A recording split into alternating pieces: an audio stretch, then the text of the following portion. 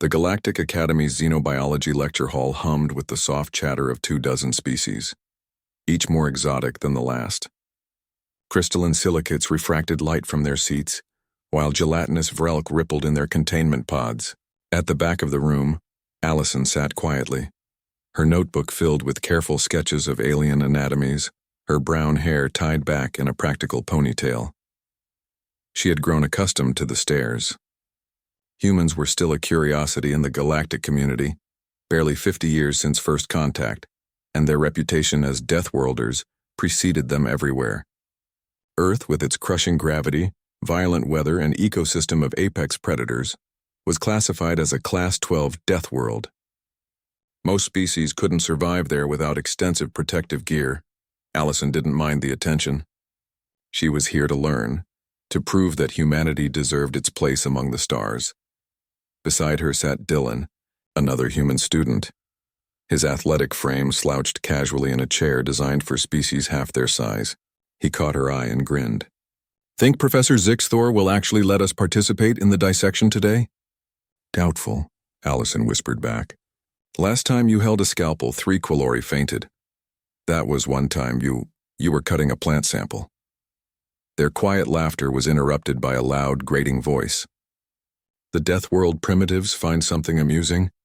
Krathor loomed over their desk, all 7 feet of chitinous arrogance. The Zentak warrior caste member had made Allison's life miserable since orientation. His species prided themselves on martial prowess, and they deeply resented that humans, newcomers to the galactic stage, had bested Zentak champions in 3 consecutive combat tournaments. "Just discussing the lecture," Allison said evenly. "Refusing to look up discussing?" Krathor's mandibles clicked with mockery. "Your kind can barely understand basic xenobiology. You're only here because the Council took pity on your backward world." Dylan's jaw tightened, but Allison placed a hand on his arm. They'd dealt with Krathor's provocations before. The Academy had strict rules about physical altercations. "Ignore him," she murmured. But Krathor wasn't finished. He reached down and swept Allison's notebook off the desk, scattering months of careful work across the floor. "Oops, perhaps you should be more careful with your primitive scribblings." The room fell silent. Even Professor Zixthor paused mid-lecture, his compound eyes swiveling toward the disturbance. Allison took a slow breath, then calmly stood to retrieve her notes.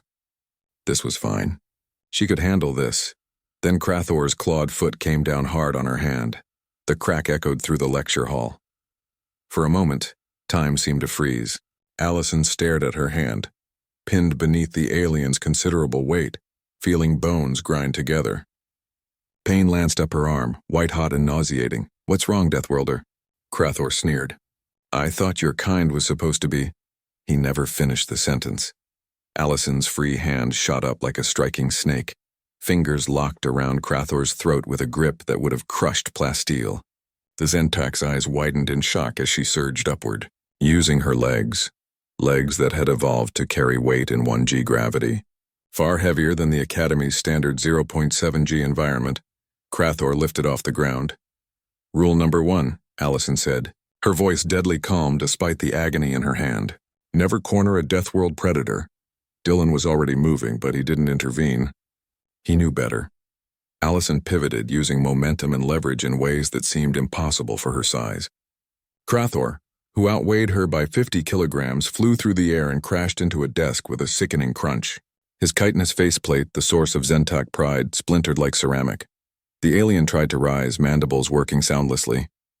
Allison was already there, her injured hand hanging limp but her good hand pressed firmly against his thorax, pinning him down with what seemed like casual effort. "Rule number 2, she continued, breathing hard now, adrenaline flooding her system in ways these aliens couldn't comprehend.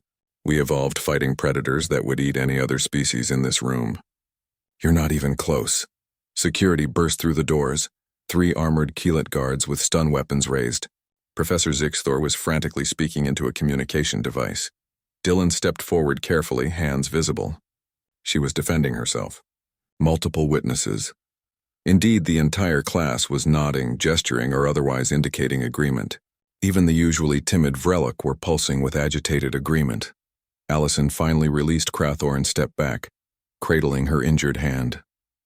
The adrenaline was fading now, replaced by shaking and the full realization of what she'd done.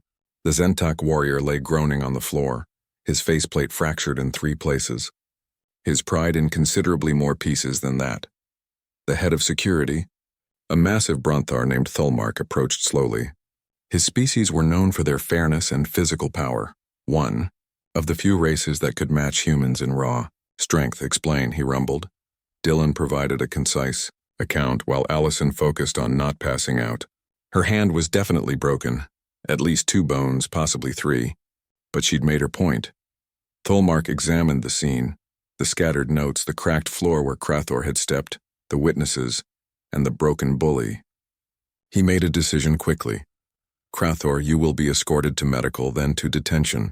Assault of a fellow student carries severe penalties. He turned to Allison, his expression softening slightly. You, Deathworlder, will also go to medical. Your response was proportional, given the circumstances. No charges. As medical drones arrived to tend to both students, Allison finally allowed herself to slump against Dylan. Did I really just do that? She whispered. You really did. Dylan confirmed, a note of pride in his voice. Might want to work on your diplomacy scores, though. Despite the pain, Allison laughed weakly. Word spread quickly through the Galactic Academy. By evening, every species knew the story. A human girl, barely 5'4", had shattered a Zentak warrior's face in seconds after he'd attacked her. The humans weren't just physically formidable, they were incredibly dangerous when threatened. Krathor recovered, though his face would never look the same. He transferred to a different academy within the month, unable to face the shame of defeat at the hands of a primitive Deathworlder. Allison's hand healed in 3 weeks, remarkably fast by galactic standards. She returned to class with Dylan by her side, her notes reorganized, and a new reputation. Don't mess with humans, especially the quiet ones. The galaxy was learning what Earth had known for millennia. The most dangerous predator isn't always the biggest or the loudest. Sometimes it's the one you underestimated, and humanity was tired of being underestimated.